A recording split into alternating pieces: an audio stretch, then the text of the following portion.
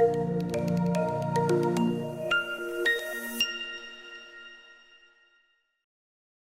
right, welcome to your deep dive. Get ready, we're going deep into Tolkien lore. We're talking about the Valar and MAIAR. The who? The Valar and the MAIAR. They're the powerful beings who shaped the world, like the whole universe, according to Tolkien. Yeah. So, like, if you ever wondered, who's really calling the shots up there? Oh, get it. Yeah. It's them. The Valar and MAIAR, they're like, I don't know, the ultimate power couple of creation. But, according to our source material, at least, it's called Valaquenta. Kitschy. Right. And get this, it's an account straight from the lore of the Eldor. The Eldar. The elves, yeah. So, are you ready to unpack some serious cosmic drama? Let's do it. Okay, great. So, I guess, like, first things first, who are these Valar and MAIAR, and, like, where do they come from? The Valar are like the A-list Ainur. They're the ones who choose to enter Ea and become its guardians. They shape the mountains, the oceans, everything. They govern it all. So they're like gods. People often compare them to gods in other mythologies, but they're unique because of their connection to Eru and the music. They're not just independent deities. They were created by Eru, and they answer to him. So they're not just calling the shots. They're working within a framework. Yeah, exactly. They're like a team of cosmic architects, each with their own blueprint. But they're all working together to build something amazing. Okay, so it's like a cosmic team effort. So how many Valar are there? There are 14, 7 lords and 7 queens. Like, seriously, the ultimate power couple. Times 7. Wow, okay. So each of them has their own specific domain, right? Yeah, like a cosmic cabinet, Yeah. Each one is responsible for a different aspect of creation.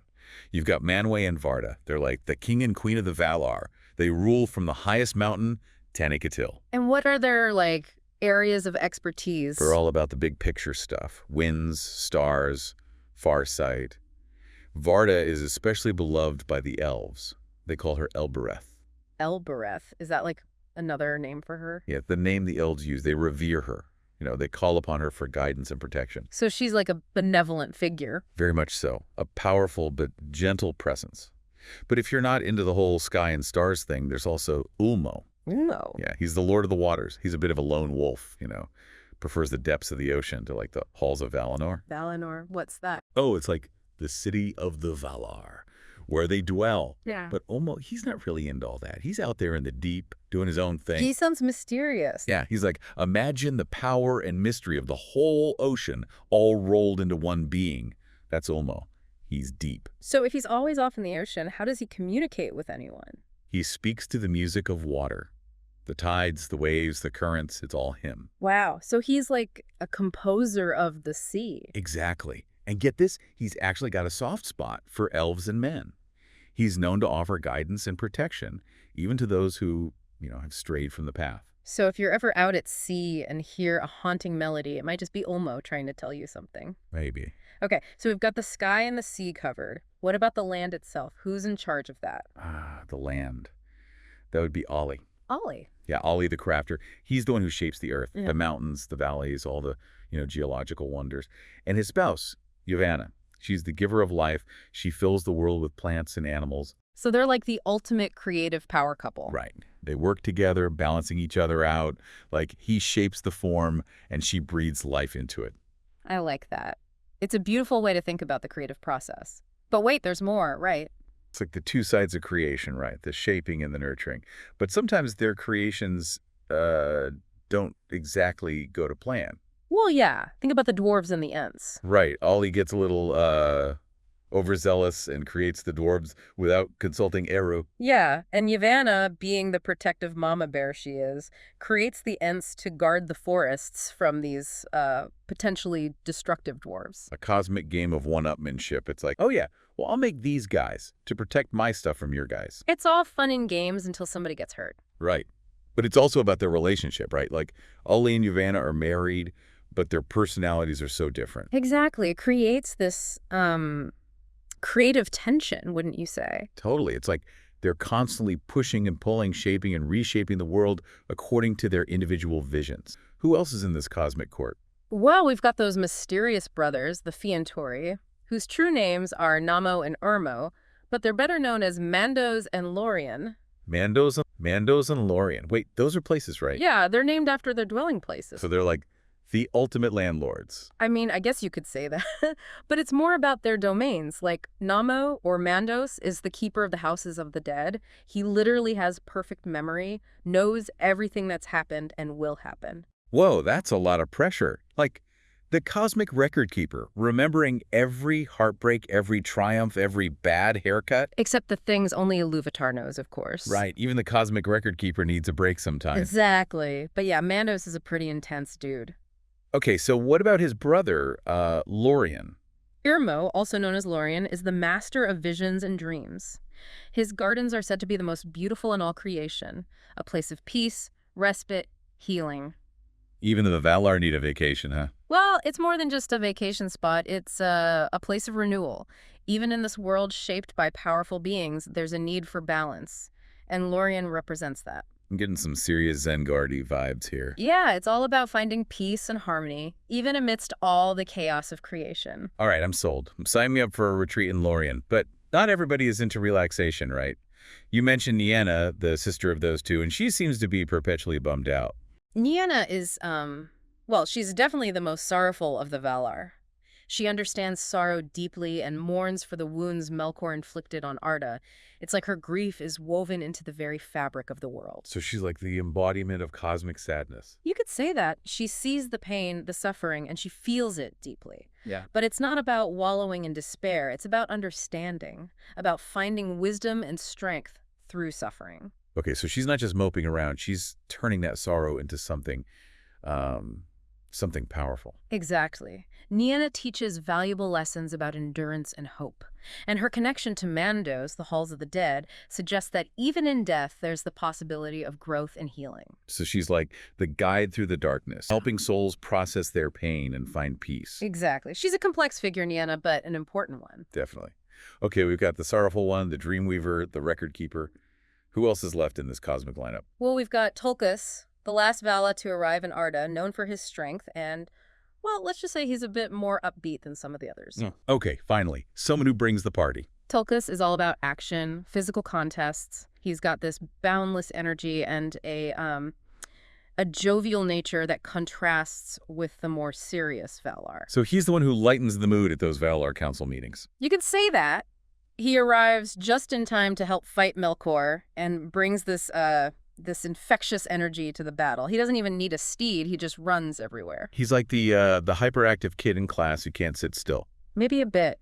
But that energy is also his strength. He's a force to be reckoned with. And his wife, Nessa, is she like that too? Nessa embodies grace and swiftness. Always dancing, running with deer, just, enjoying life. So they're the fun-loving couple. Exactly. They represent that untamed spirit of nature, the joy of movement. They bring balance to the more serious Valar. It's good to have a little fun in this world of cosmic beings, Yeah. Keeps things interesting. I agree. Okay, we've got the party animals, the sorrowful one, the Dreamweaver. Who else? Well, we've got a Romi.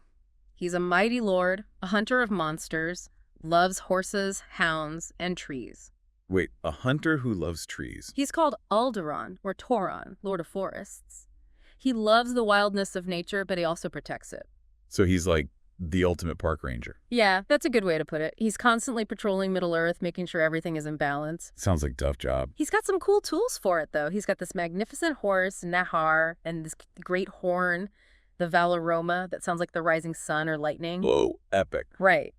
And his wife, Vanna, is Yavanna's younger sister. She brings flowers to life with her touch. Fields just burst into bloom when she walks by. So she's like the ultimate flower child. Yeah, she's got that springtime vibe, always associated with youth and new beginnings. So we've got this amazing cast of characters, all these powerful beings with unique personalities and roles to play. It's mind-blowing to think about how they shaped the world. And it's not just about their power, it's about their choices, their relationships, their individual approaches to creation. That's what makes them so fascinating. Right. It's like they're not just these distant, all-powerful beings. They have their own dramas, their own struggles. It makes them more relatable, more human in a way, even though they're, gods. So out of all these Valar, there were 9 who were considered the most powerful, right? Yeah, the Eretar, the High Ones. And of course, Melkor was one of them before, Before he went rogue. Exactly. So, okay, we've met like the A-list gods of this world, the ones shaping the mountains and the oceans and, like, even fate itself. But I thought there was another group, the MAIAR. You're right, you're right. There are the mayor. They're like, well, imagine the Valar are the CEOs of creation, right? Okay, I'm with you. The mayor are like the essential workers. They're the ones who actually get things done behind the scenes. They're often serving the Valar, carrying out specific tasks. They might not be as powerful, but they're still super important. So they're like the unsung heroes of creation. Totally. They're the ones making sure everything runs smoothly. Think of them like, I don't know, the stage crew of a huge play. They're not in the spotlight, but the show couldn't go on without them. I get it. So who are some of these, like, standout MAIAR, the ones whose stories are worth knowing? Well, there's Ilmaray. She's like Varda's right-hand woman. Yeah. Super loyal and dedicated. Sounds like a good person to have on your side. Totally. And then there's Onway. He's like Manwë's herald. He's said to be the strongest of all the mayor. Whoa, so even among the MAIAR, there's like a hierarchy of power and skill. Oh, yeah, definitely. Yeah. And then there's Aussie and Unin. They're spirits of the sea. Wait, I thought Olmo was the Lord of the Waters. He is. He's like the big boss of the ocean. But Ozzy and Unin, they're like the ones who actually make the waves and the currents. Oh, I see. So they're like his team. Exactly. But Ozzy, he loves a good storm. He could be a little unpredictable. Unin, his wife, she's much calmer. She tries to, like, protect sailors and calm the waves. So it's like a good cop, bad cop situation. Kinda, yeah. It's like their relationship reflects the dual nature of the ocean itself, you know, like the raw power and the serenity. Right, right. It's like that saying, still waters run deep. Exactly. Yeah. But speaking of deep, there's one more Maya we should talk about. She's pretty important. Her name is Maelian. Maelian, what's her story? She's known for her wisdom and her beauty. And her story is, well, it's connected to the fate of both elves and men. But we'll get into that later. Okay, I'm intrigued. But we can't talk about all these awesome MAIAR without mentioning, you know, the ones who maybe didn't choose the best path, like the ones who went to the dark side. Ah, right, right. You're talking about Sauron. He started out as a Maya of Arda. Yeah. Super skilled in craftsmanship and knowledge. So he was like a good guy gone bad. Yeah, basically. He was seduced by darkness and, well, he became a force of evil. So it's like even these powerful beings, they're not immune to temptation. They can make bad choices. Yeah, that's the thing about free will, right? Even the most gifted individuals can be corrupted by power. That's a scary thought. And of course, we can't talk about them without mentioning one Maya in particular, right? The one, the only, Gandalf. Ah, Gandalf. Such an iconic character. Who would have thought that this seemingly ordinary wizard was actually a Maya all along? Right. It's mind-blowing. It makes you wonder how many other seemingly ordinary folk in Middle-earth might actually be MAIAR in disguise. Yeah, that's a thought. It adds a whole new layer of mystery and intrigue to the story, doesn't it? Totally. Before he was Gandalf, he was known as Olorin, right? What can you tell us about him back in his Maya days? Well, Olorin was known for his wisdom and compassion, a Maya of great understanding and empathy. In fact, he was initially hesitant to even enter Middle-earth. He was. Why is that? He feared Sauron's growing power, and rightfully so. Sauron was a formidable foe, even for a Maya. And of course, we can't forget about the big baddie himself, Melkor. Right, Melkor. Or, as he's later known, Morgoth, the Dark Enemy. His rebellion was a pivotal moment in the history of Arda. Talk about a game changer. His actions really did mess things up, introducing darkness and suffering into creation. Yeah, it's hard to overstate his impact. Even after he's imprisoned, his shadow looms large. It influences everything that happens in Middle-earth. It's like this stain that can never be fully erased. And of course, his influence lives on through his former servants, especially Sauron. Right, Sauron. Yeah. But that's where things get really interesting. Melkor's story is like a cautionary tale about, well, everything. Ambition, power, darkness. It's a huge story. Okay, so we've got this huge story about this powerful Vala who turned to evil. And he's got this team of, like, corrupted MAIAR working for him. And they're all out there trying to, destroy the world. Even though he's this, like, angelic being, his motivations are so human. Jealousy, pride, that need for control. We all kind of grapple with those things, don't we? Oh, totally. I mean, who hasn't felt a little jealous sometimes or wish they had more control over things? But Melkor, he just took it way too far. It's like he let those negative impulses take over completely. His pride was just enormous. He couldn't stand the thought of anyone else having power or influence. He wanted to be the only creator, the one calling all the shots. He wanted to shape the world according to his own vision, and nothing else mattered. That's a pretty big ego. So how did this whole downfall actually happen? How did he go from being this powerful Vala to, like, the embodiment of evil? Did he just wake up one day and decide to be bad? No, it was more of a gradual process, a descent into darkness. Like, at first he was subtle about it. He tried to, like, weave his own discordant themes into the music of the Ainur. But his pride just kept growing, and he started openly defying Iru. He even tried to create his own twisted creatures, like mockeries of the life that Yavanna brought forth. Oh, right, like those terrifying Balrogs, those demons of fire. I can't even imagine encountering one of those things. Exactly. The Balrogs, or Valarokar, as the elves call them, they were some of Melkor's most, well, horrifying creations. They really embody his destructive power, that desire to rule through fear. Yeah, they're definitely the stuff of nightmares. Melkor managed to convince a whole bunch of MAIAR to join his side. He twisted their powers, turned them against the Valar. It makes you wonder what was going through their minds. Like, what did they think they were going to achieve by siding with him? Well, that's one of the big questions, isn't it? What makes someone choose that path? Is it power, ambition, fear, maybe a bit of everything? So the other Velar, they didn't just sit back and let him do whatever he wanted, right? They fought back. Oh, yeah. There were some epic battles between Melkor and the other Valar. Clashes so powerful they literally changed the shape of the world. Mountains rose and fell, oceans churned. The whole planet was reshaped by their conflict. Wow, I can't even imagine what that must have been like. Melkor was really that strong. He was able to hold his own against all the other Valar. For a time, yeah. He was incredibly powerful, and he had a lot of followers. It's a reminder that even in a world created by these benevolent beings, darkness can emerge. It can gain a foothold. This was a battle that reshaped the world. Mountains crumbled, oceans boiled, the whole planet was in chaos. Whoa. Okay, that's intense. So they finally took him down. They did. It was a hard-won victory, but they managed to capture Morgoth. So what happened to the Valar after all this? Did they stick around to help clean up the mess? Some of them did, like Manwë and Varda. They stayed in Valinor. They continued to guide and protect the elves who lived there. Right. They became like these wise elders offering counsel and support. And what about the others?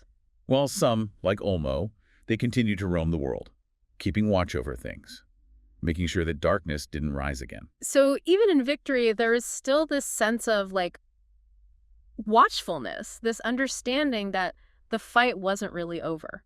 Right. And then there were the MAIAR who had served Morgoth. Some of them were destroyed in the final battle, but others, they survived. Sauron, for example, he managed to escape. Wait, Sauron's still around? Oh, yeah.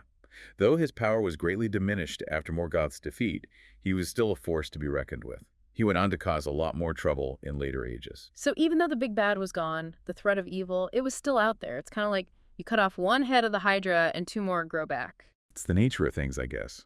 So if you had to pick one thing, one big takeaway from all of this, what would it be? I think it would be this. Never give up hope. No matter how dark things might seem, there's always light.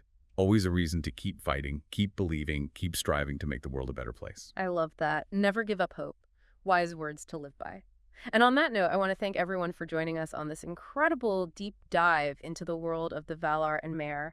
It's been an amazing exploration of Tolkien's mythology and, maybe even a little bit of a reflection on our own lives.